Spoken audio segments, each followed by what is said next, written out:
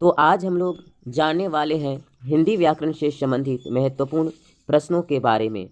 तो गौर करेंगे दोस्तों, एक तरफ मैंने लिखा है वर्णों के नाम और दूसरी तरफ मैंने लिखा है अंतर्गत और संख्या। जी हाँ दोस्तों, वर्णों के नाम, अंतर्गत और संख्या। तो हम लोग बारी बारी से जानने और समझने का प्रयास करते हैं। मतलब स्पर्श व्यंजन कहाँ से कहाँ तक होता है दोस्तों? तो क वर्ग से लेकर के प वर्ग। जी हाँ दोस्तों, क वर्ग से लेकर के प वर्ग की जो संख्या होती है वो 25 होता है। तो हमें याद रखना है कि स्पर्श व्यंजन की जो संख्या होती है वो 25 होती है। और कहाँ से कहाँ तक होता है भाई? तो क वर्ग से लेकर प वर्ग तक। तो स्पर्श व्यंजन की संख्या 25। स्पर्श में अगर आप ध्यानपूर्वक देखेंगे तो यहाँ स्पर्श में प है और प से हो जाएगा हमारा दोस्तों 25। उसी प्रकार से अगले प्रश्न की ओर हम लोग बढ़ते हैं। अगला प्रश्न है हमारा अंतस्थ व्यंजन। अंतस्थ व्यंजन कौन कौन होते हैं?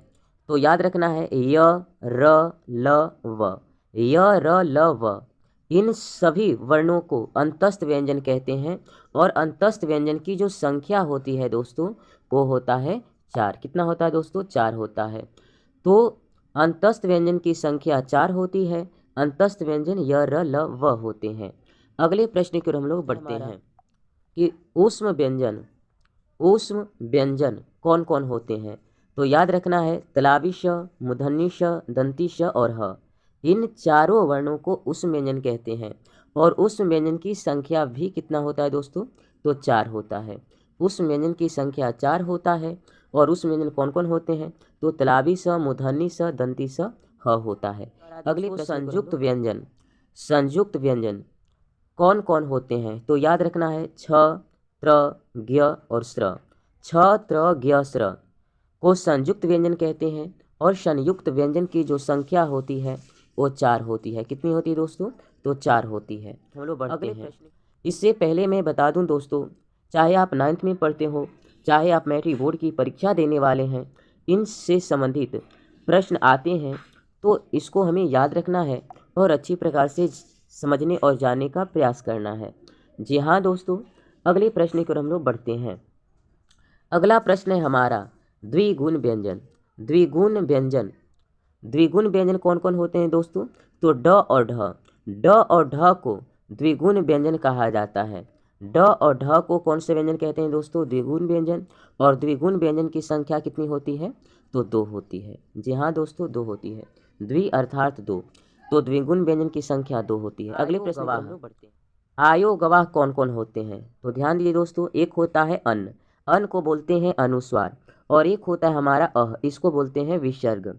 तो आयो गवाह कौन कौन होते हैं? तो अन्न, अह, यानी कि अन्न को अनुस्वार बोला जाता है और ये जो 2 बिंदी दिख रहे हैं इसको विसर्ग बोलते हैं। और आयो गवाह की संख्या की बात करें तो आयो गवाह की जो संख्या होती है दोस्तों 2 होती है। विसर्ग का प्रयोग ज़्यादातर संस्कृत के शब्दों में देखने को मिलते हैं, जैसे रामः, मोहनः, सोहनः।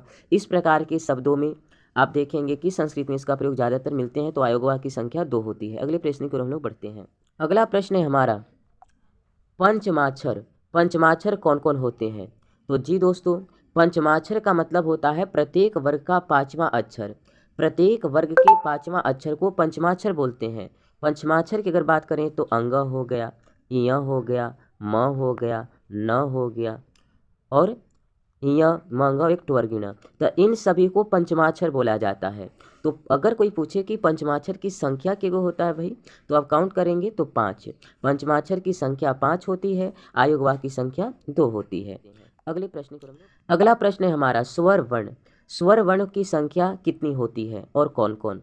तो देखिए दोस्तों, स्वर वर्ण की अगर संख्या की हम बात करें तो स्वर वर्णों की संख्या 11 होती है। कौन कौन होती है? अ, आ, ई, उ, री, ए, ओ, औ। तो आप जब काउंट करेंगे 2, 4, 6, 8, 10, 11, तो स्वर वर्णों की संख्या 11 होती है। तो एक बार और हम लोग रिवीजन कर लेते हैं। ध्यान दीजिए दोस्तों, स्पर्श व्यंजन की संख्या 25 होती है। अंतस्थ व्यंजन की संख्या 4 होती है। उस व्यंजन की संख्या 4 होती है। संयुक्त व्यंजन की भी संख्या 4 होती है। द्विगुण व्यंजन की संख्या 2 होती है। संयुक्त व्यंजन की संख्या 4 होती है। और आयोगवा की संख्या 2 होता है। पंचमाक्षर में पंच माने 5, तो पंचमाक्षर की संख्या 5 होती है।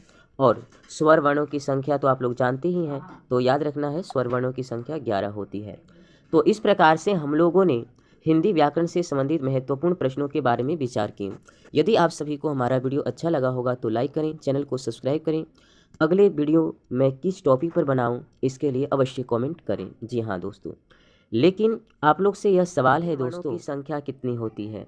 मुख्यतः व्यंजन वर्णों की संख्या कितनी होती है? जी हाँ दोस्तों, आप लोग को बताना है कि जो मूल व्यंजन होते हैं वो कितने होते हैं, मूल व्यंजन कितने होते हैं। जी हाँ दोस्तों, इस प्रश्न का उत्तर मैं कमेंट में अवश्य जानना चाहूँगा, मूल व्यंजन की संख्या कितनी होती है। थैंक यू दोस्तों।